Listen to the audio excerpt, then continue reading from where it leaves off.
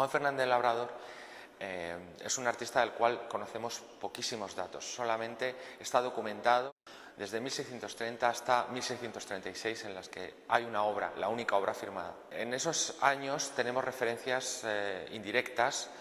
La primera de ellas es Giovanni Battista Crescenzi, que es el gran factotum o uno de los consejeros artísticos de los Austrias más importantes en ese momento. Vende a uno de los embajadores ingleses estos 4 lienzos junto con otros cuadros de su colección.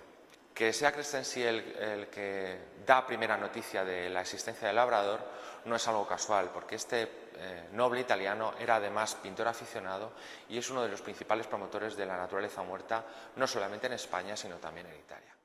A partir de entonces solamente disponemos de datos de este artista más indirectos todavía. Los artistas y los tratadistas que conocieron contadamente la obra de Labrador siempre ponderaron mucho su calidad, su virtuosismo, ese guiño hacia el espectador, pero en cuanto a datos biográficos no aportaron prácticamente nada. Por tanto, es un artista misterioso en cuanto al nombre, en cuanto a su procedencia, del que sabemos poquísimos datos, y que además sus obras invitan bastante a ese misterio, con esa iluminación, con ese acercamiento tan particular, tan personal, tan minucioso hacia los objetos naturales. De manera que algo que es en principio sencillo, natural, neto, lo acaba convirtiendo en un objeto sofisticado y un auténtico reto hacia el espectador.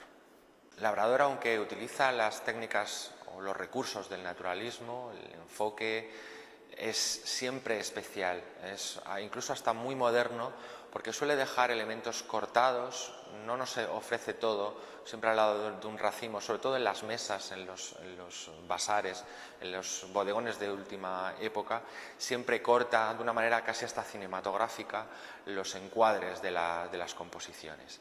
En cambio, los primeros floreros son absolutamente personales, esa idea de suspensión, además absolutamente atemporal, porque no añade ningún elemento accesorio de su tiempo, sino que las estudia como un elemento casi botánico. El Labrador es excepcional no solamente por esa manera casi obsesiva a veces de describir el detalle, sino porque es uno de los pocos artistas españoles que tiene cierta proyección muy limitada dentro del panorama europeo, y sus cuadros son extremadamente demandados, porque no solamente los embajadores ingleses, sabemos también que la reina de Francia tuvo un cuadro de Labrador, y los mejores coleccionistas, las casas nobiliarias más importantes, contaban en sus inventarios habitualmente con frutas o con uvas del Labrador.